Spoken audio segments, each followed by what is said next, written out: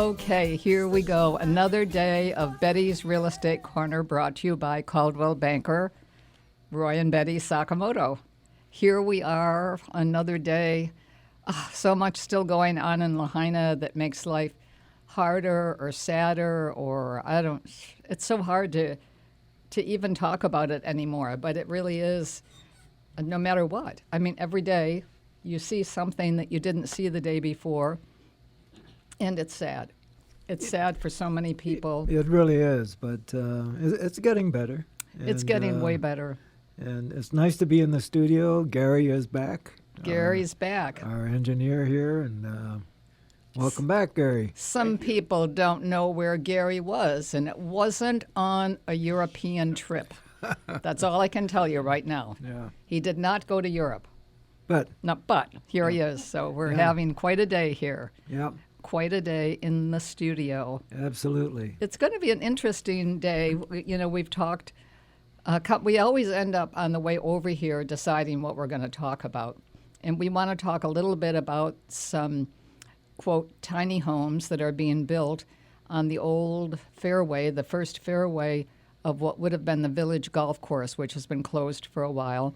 And Roy has been the person who has somehow brought that to fruition, and it's absolutely going to be one of the most amazing developments. Well, it's been a real team effort, and it's been a long haul, but we've got our final permits. We've got Goodfellow Brothers that, is doing the groundwork, and we have started, and we are underway, finally. And we also have to thank Lars, who did a whole lot of work on this. Yeah. Lars Warner's from, I can't. I'm drawing the same blank. Yeah. His company, which is terrible because he's done so much over the years for West Maui and for clients of ours, and he's taking care of people. He can make something happen. Whatever it is, if we call Lars, we know that he can figure it out. Right. Thanks, Lars. Yeah. Thank you so much for everything. Yeah, and thanks to Craig Nakamura from Carl Smith Ball, and a whole raft of people that have helped do this. Adam Kaspersky is our architect, and Adam unfortunately lost his father in the fire. But thank you, Adam, for all you've done for this project, and God willing, by mid-July or so, we'll have 50 families that were displaced by the fire into these homes. You know, I'm sorry, now all of a sudden it brings tears to my eyes, and I haven't felt this for a while. But it really is amazing in that the original families will be all Kapalua employees of the golf course. If there are 50 at that point that would be available, and they worked for the golf course, and they lost their homes. Yeah, it's this is being paid for by TY Management. TY Management Company owns the golf courses at Kapalua, and when the principal for TY Management found out that out of the 150 or so employees that work at the golf courses at Kapalua, there were like 47 families that lost their homes in the fire. And so he was determined to try to do whatever he could to help these people. And it's been a long process. Thank you, Governor Green, for all your help. And we're finally able to get all our permits. And thank goodness we're underway. We have 22 bedrooms, 15 3-bedrooms, and 15 4-bedrooms. That'll be under construction real soon as Goodfellow finishes laying the lines for sewer and water and the streets and so forth. It's really amazing what's happening up there, to just be there and to know that these people will be able to, no matter where they're living right now, if they choose to do this, it will be a great spot for them. When you look at it and you think of waking up there in the morning, they're tiny houses, and you look at it, I know we could live there pretty easily. Oh, yeah. And we'd be coming out of a house that we don't need, really. But, I mean, it's really spectacular. And you'd walk out in the morning. fix a cup of coffee, walk outside. You're really on what was the first fairway of the village golf course at Kapalua. It's beautiful. I mean, there's major trees everywhere. It is spectacular. I mean, kids could be playing. It will be. I can't imagine what's going to happen at the end of 5 years, theoretically, when they won't be there anymore.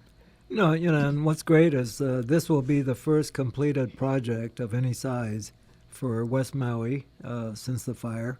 And the principal of TY management is also looking at other ways to help the community, looking at perhaps affordable housing, which is sorely needed throughout Maui. But we're looking at possibilities for West Maui in particular, and we'll see. And there's nothing harder, really, than West Maui, because West Maui has such a great need of employees. There's always jobs that are available, but everybody also needs to go back to the days when you could get, quote, affordable housing, that you could find a place that you and your family could live in, and there were restrictions, and there'll be guidelines, and there'll be all sorts of things. But if you could get a house at some point and stay here for pretty much, I'm going to say, the rest of your lives. And now people have lost their lifelong homes in West Maui. Yeah, and it's going to take a while to rebuild Lahaina in particular. I mean, there's estimates like 3 years, 4 years, 5 years. No telling how long, because, even though the land may be suitable for rebuilding, the infrastructure, the water, the sewer lines, and so forth, still have to be inspected and certified. There's issues with the water in some areas, with the sewer lines in some other areas. So electricity is going to be major. Well, I think. Yeah, but the more important would be the sewer and water lines, as far as the future rebuilding. But maybe it's a great chance for Lahaina to revisit what they want Lahaina to be. What the citizens of Lahaina want Lahaina to look like.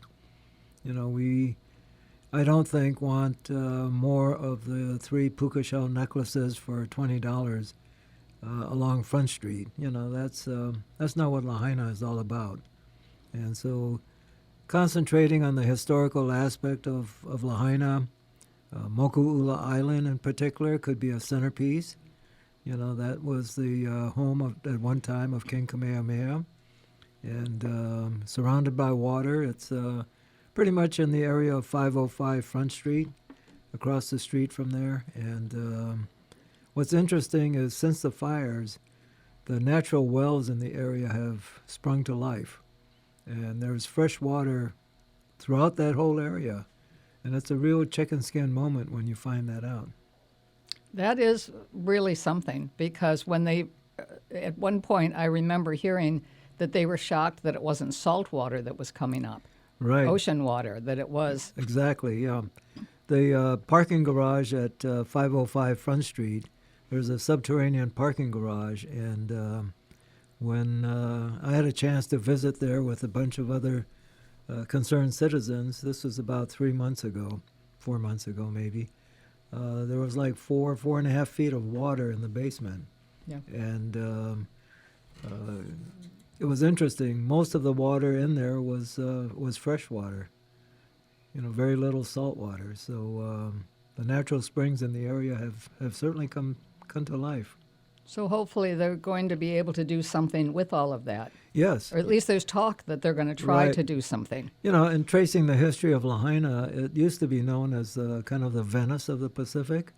A lot of water and so forth, which all changed once the sugar plantation started diverting the water and so forth. And very little water was available for Lahaina town, where at one time they had taro patches and so forth. It was kind of the vegetable garden of Hawaii at one time. But it all changed, and maybe for the good, maybe for the bad, but we'll work on improving Lahaina, and hopefully we'll have the historical aspect stressed, and that's what it should be. used to be the former capital of Hawaii, and let's concentrate on restoring the historical value. Well, I think there is going to be more historical value than there has been for many, many years. I think that they will at least do enough.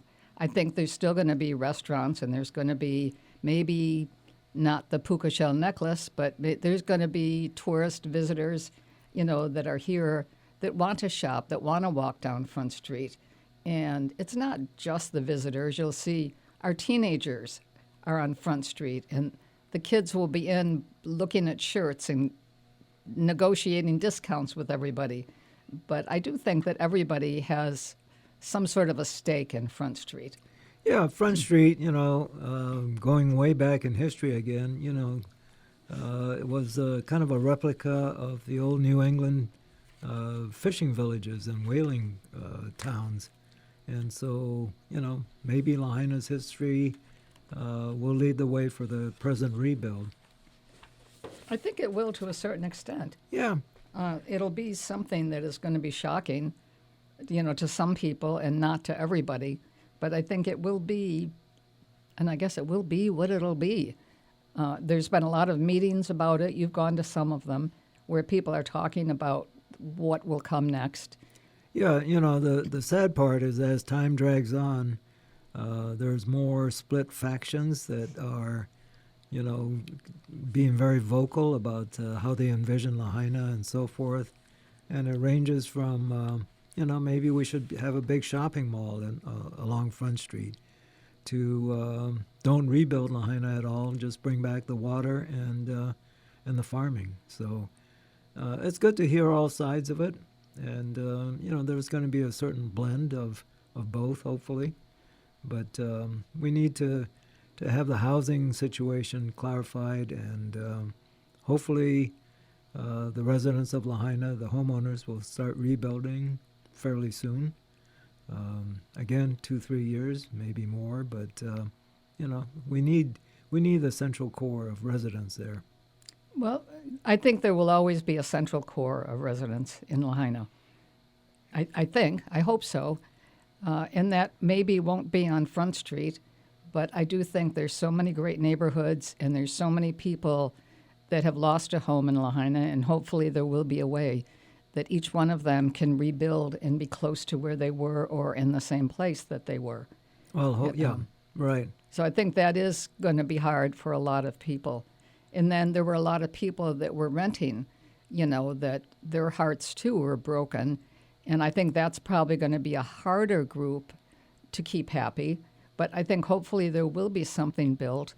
I hope that there's not a mall or something, but that will never, that nobody will let that ever be built on Front Street. I hope not. I hope not. I mean, because there's malls all over the world, but Front Street cannot ever be a mall. No. So, I guess. No, we'll need a blend of shops and restaurants. That not a mall as we envision a mall. No, and I think there'll be some more housing projects. I think we need some larger housing projects in and around Lahaina. Maybe they won't end up being exactly where or what any one person wants, but I think there's a lot of people that really want the best for Lahaina. And there'll have to be a lot of talking and thinking and then backing down from your original point. Yeah. So that there will be something that works for everybody. And again, affordable housing is a huge issue. We're concentrating on Lahaina right now, but really throughout Maui, throughout all the islands, Oahu has the same issue.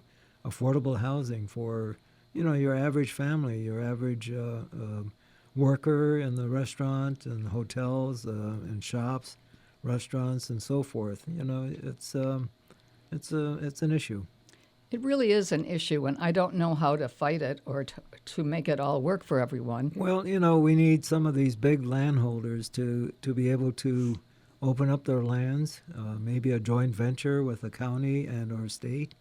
And I know there's a lot of different groups that are looking at affordable housing and trying to get affordable housing set up. One of our acquaintances, Sterling Higa, has been very instrumental in trying to get affordable housing, not only on Maui, but throughout the state. And so we need to pay attention to it. You know, we can't sit back and be smug about housing and so forth. We're losing residents every day, you know. You're right. As we've mentioned, you know, there's a friend of ours who works at the airport, and it just tears him up when he walks around the airport and he sees families in tears. And he knows they're leaving Maui. Maybe they're going to California, maybe Las Vegas, but they're leaving, you know, for economic reasons, for whatever. But, you know, Maui was home, and now they're forced to leave. You know, one of the things, affordable housing can only be affordable for a generation, basically, because unless there's some sort of control, but then that takes something away from the people who finally get to have one of these homes if they can't just one day sell it to whoever they want to sell it to. But I think that there's got to be a way that affordable housing is not just affordable today, but forever, because eventually there will not be affordable housing. It will only be one generation of housing if everybody eventually makes a decision, well, we'll go ahead and sell to the top bidder, and we'll move then to Las Vegas, or we'll get an apartment maybe in Honolulu or in Molokai, or we'll go to Buffalo, New York. We'll go somewhere on the mainland where we can live on the money that we can make. And that's going to be hard on everybody, because even the people who are going to do that aren't going to want to leave Maui. It'll just be something that they'll feel they have to be able to do. Exactly. Right. And, you know, to the Lahaina property owners who have been affected by the fire, and if you are contacted by anyone offering to buy your property, think about it. You know, don't act in haste. You know, where, hey, I'll buy your lot for $100,000 cash. I'll give it to you tomorrow, kind of a deal. $200,000, $300,000. It may sound appealing, but it's, you know, think about your future generations and so forth. You've got roots in Lahaina, and I know it's kind of a rare occurrence, but there are some vultures that circle around a disaster, something like this, and you know, you just hate to see people taken advantage of. Absolutely, and that is another nightmare. Oh, totally. Because people will come and they will be trying to buy the properties and get them for the best deal that they can get. And I mean, it'll be more than 100,000, but we'll see what happens with it all, because right now somebody could take almost anything to be able to move on, you know, and that's not what you need to do right now. No, totally not. And you know, we'll share our phone numbers, our contact numbers.